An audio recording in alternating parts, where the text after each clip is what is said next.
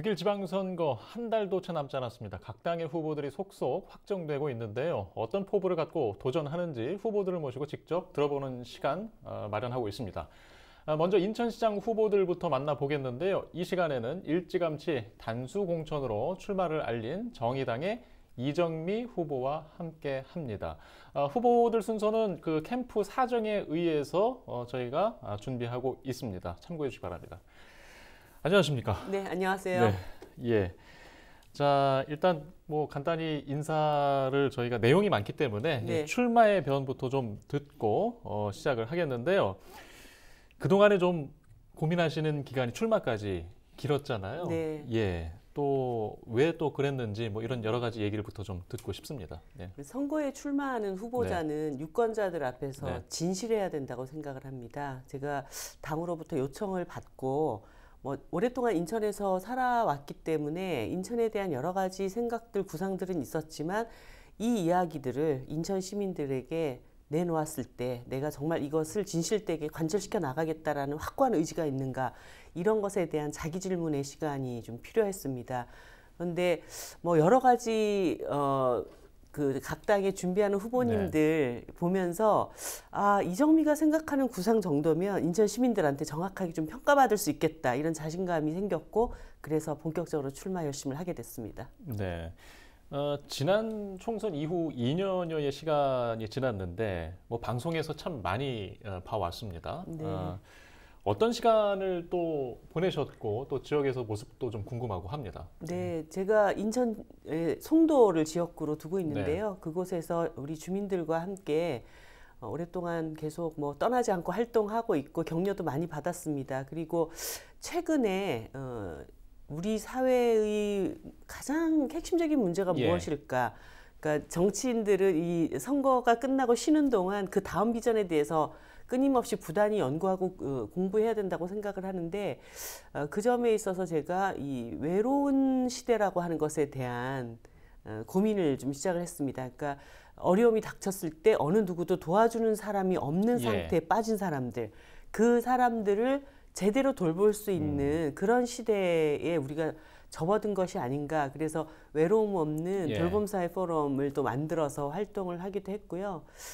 지난 대선에 제가 경선에 패배한 후에 당 선거를 좀 돕고 나서 주민들로부터 정의당이 좀 더 많은 쇄신이 필요하다, 이런 매서운 채찍질도 많이 맞으면서 또 성찰하고 그렇게 지내왔습니다. 네. 자, 이제 출마 기자회견 때 하신 말씀을 좀 저희가 빌어보면, 이 중앙정치 대리전은 필요 없다, 이런 언급을 하셨고, 미래를 지향하는 시장이 되겠다.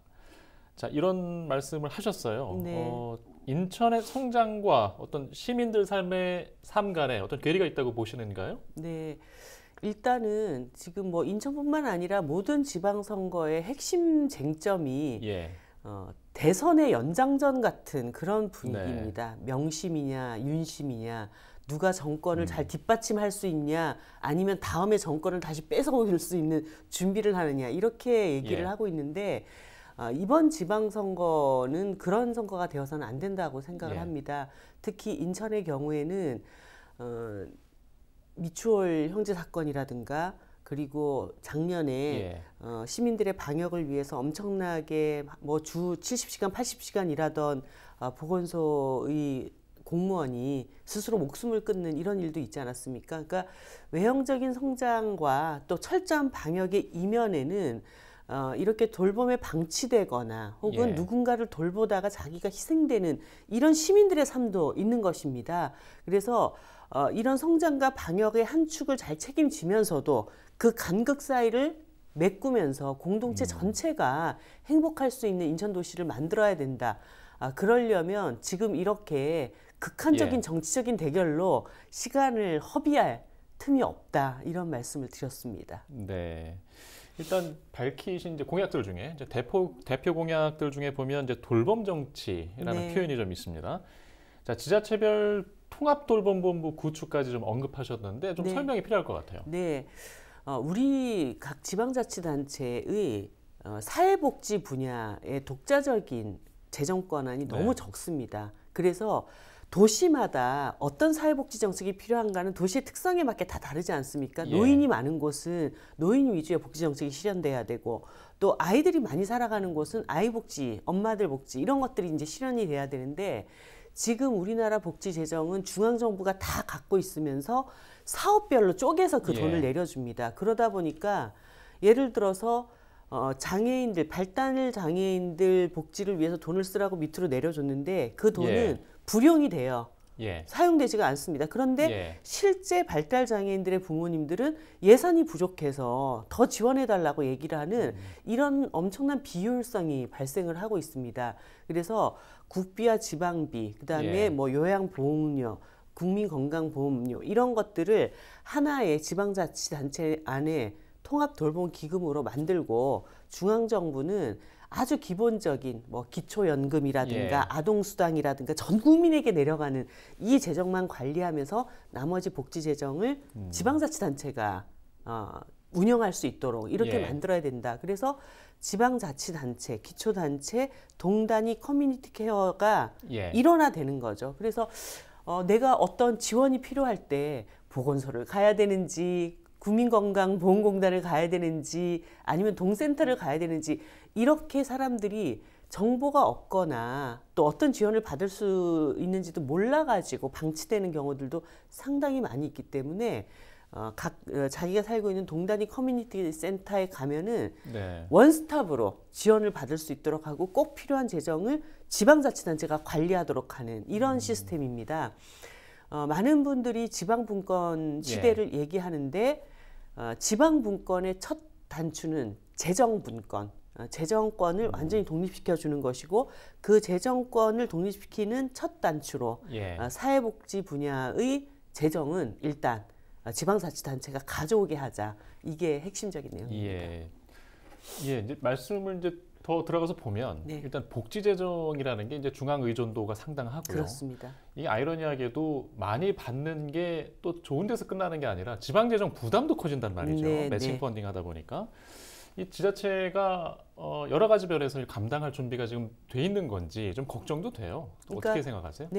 그 돈 자체를 따오기 위해서 지방재정을 또 얹어야 되고 국비 시비 이 논쟁이 항상 진행되는 것 아닙니까? 그래서 거의 한 90%를 차지하고 있는 복지재정 중앙 운영 권한을 가져오게 하는 거. 이거는 이미 상당한 많은 지방자치단체장들이 고민하고 있고 해결해야 된다고 생각을 하고 있습니다. 그런데 결국 중앙정부는 그 거대 양당의 행정기관이기 때문에 기재부나 이런 데를 흔들지를 못하는 거예요. 그래서 오히려 인천시장이 제가 된다면 그분들한테 중앙정부와 싸울 수 있는 부담을 줄이면서도 이 문제를 해결할 수 있는 그 힘을 오히려 제가 갖지 않는가 이런 생각을 갖고 있습니다. 네, 알겠습니다. 좀 친환경 공약 관련 이야기도 좀 해볼게요. 지금 인천에는 뭐 탄소 중립 때문에 굉장히 관심도 많은데 영흥 석탄 화력 발전소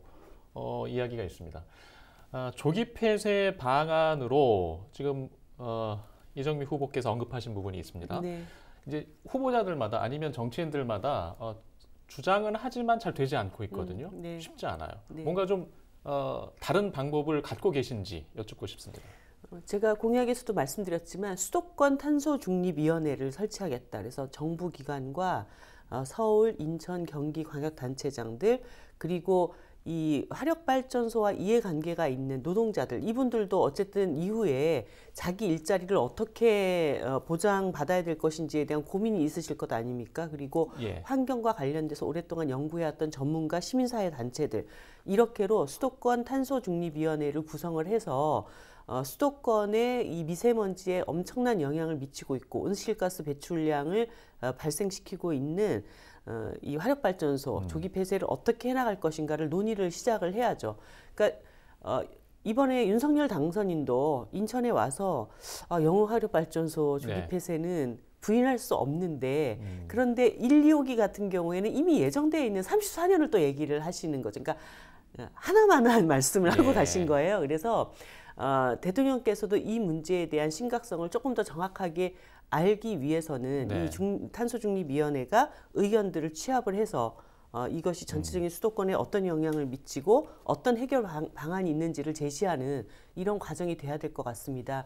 제가 이 문제를 좀 굉장히 중요하게 보는 것은 인천이 예전에는 서울의 변방처럼 얘기가 되어 왔지만 뭐 많은 인천 시민들이 이미 그렇게 느끼고 있습니다. 대한민국의 관문으로서의 도시. 그러니까 세계를 나가려고 해도 인천이 출구가 되고 전 세계인들이 대한민국을 처음 마주대야 하는 얼굴도 인천입니다. 그럴 때 전 세계적으로 녹색 도시 바람이 지금 일고 있는데 인천에는 아직도 막 화력발전소 팡팡 돌아가면서 탄소를 내뿜는 이런 상태를 방치하는 것은 국가 차원에서도 굉장히 좋지 않은 상태다. 그런 점들을 뭐 강력하게 얘기를 드린다면 대한민국 전체 변화 발전을 위해서 이 문제는 정부도 결단을 할 수 있지 않을까 그런 생각합니다. 예. 또 그리고 이제 눈길을 끄는 것이 대중교통 단계적 무상화 공약이거든요. 네. 자, 이 이야기도 좀 설명이 필요합니다. 제가 이번 시장 선거에 출마하면서 이제 위기에 강한 도시, 그리고 돌봄 특별 도시, 그리고 세 번째가 녹색 발전 도시라고 말씀을 드렸습니다. 인천이 그동안 수십 년 동안 굴뚝 산업을 통해서 성장 동력을 가져왔는데 이제 일정한 변화들이 진행이 돼야 되고 그런 점에서 친환경 산업을 육성시켜 나가면서 거리의 전체적인 탄소 배출량을 절감시키는 그런 상황이 돼야 된다. 뭐 이미 파리 같은 경우에는 그런 자동차가 경유차가 도심 안으로 들어오지 못하도록 하는 이런 정책까지 실행을 하고 있지 않습니까? 이제 그런 점에서 일단은 자가용을 굳이 타고 다니지 않아도 될 만한 그런 상황을 만들어야 되겠다. 그럼 대중교통을 일단 청소년 노인부터 무상교통으로 실시하고 단계적으로 전면적 실시로 나가고 그리고 버스나 택시 같은 이런 그 대중교통을 2030년까지 친환경 차로 전부 다 전환시키고 그리고 뭐 경인고속도로라든가 제3경인 같은데 출퇴근 시간 되면 막 차가 엄청 막히면서 또 거기서 엄청 탄소를 내뿜기 때문에 GTX와 같은 친환경 광역철도망들을 빨리 구축해 나가는 이런 계획을 제가 내놓았습니다. 예.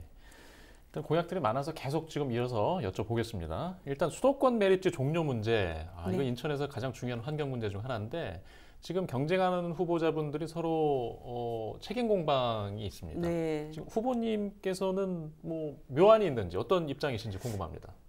지금은 책임 공방을 할 때가 아닙니다. 이제 시간이 다가오기 때문에 다 머리를 맞대고 해결책을 만들어야 되죠. 그러니까 3명의 후보 중에 누가 시장이 되면 나머지 시장 후보들은 수도권 매립지 종류에 대해서 협력을 안 할 겁니까? 그렇지가 않다는 것입니다. 그래서 과거에 네가 어땠네, 내가 어땠네를 얘기하기보다는 지금 다가오는 종료 시점 2025년을 목표로 우리가 수도권 매립지를 종료시키겠다고 했는데 이것과 관련해서 그러면 사자 간에 이 협상을 어떻게 다시 잘 이끌어낼 것인지 이런 논의를 해야 될 때이고 특히나 지금 매립지의 그 활용도 방안 관련해 가지고도 쓰레기 배출량을 전반적으로 어떻게 또 줄여 나갈 것인지 이런 것들에 대한 얘기를 할 때이다. 저는 그런 정치 공방, 그 과거에 어땠나라는 정치 공방은 사실 인천 시민들이 시장을 선택하는데 그렇게 큰 도움이 되지 않는다고 생각합니다.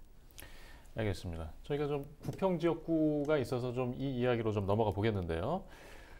한국진 부평 공장 과거보다 생산량이 현재 많이 줄어 있습니다. 지금 이제 회생에 관련된 방법은 미래자동차, 뭐 전기자동차 생산량을 유치하는 뭐 이 방법 외에는 뚜렷하게 보이지 않는데요. 이게 묘안이 있을까요? 그러니까 한국 GM이 미래자동차 개발 자체를 안 하겠다고 하면 묘안이 없습니다. 그런데 이미 이제 창원 공장을 그렇게 변화시키겠다라고 하는 여러 가지 계획을 갖고 이 공장 폐쇄와 이전을 얘기를 하고 있기 때문에 그렇게 하시지 말고 이 공장이라고 하는 이 기반 시설이 이미 있으니 그것을 어떻게 다음 단계로 리모델링 해 나갈 것인가를 얘기해 봅시다. 그래서 정부도 지금 친환경 미래차에 대한 여러 가지 지원 방안들에 대해서 고민을 하고 있고 제가 인천시장이 된다면 시정부로서 그런 협력을 하면서 지행과 머리를 맞대고 이 공장을 폐쇄 방식이 아니라 미래차 생산 기지로 예. 전환시키는 이런 과정으로 나아가자라고 설득을 하겠습니다. 알겠습니다. 일단 지난 그 대선 표심 결과도 저희가 이야기하지 않을 수 없는데요. 네. 인천 지역 득표율이 정의당이 2.77%, 뭐 기대보다 좀 낮았던 것 같습니다. 네. 어떻게 좀 분석하고 계십니까? 일단 이제 이번 대선이 역대 비호감 대선이다라고 얘기를 했지만 역대 가장 강력한 양강 구도가 또 형성이 됐습니다. 그 사이에서 이제 정의당의 입지가 상당히 축소될 수밖에 없는 이런 상황이었다고 생각이 들고요. 하지만 저는 그것을 그런 어떤 정치적인 구도 안에서만 예. 평가를 하게 되면 정의당도 미래가 없다고 생각합니다. 제가 대선 이후에 우리 시민들이 주신 그 표심에 담긴 뜻이 뭘까를 굉장히 생각을 많이 해봤습니다.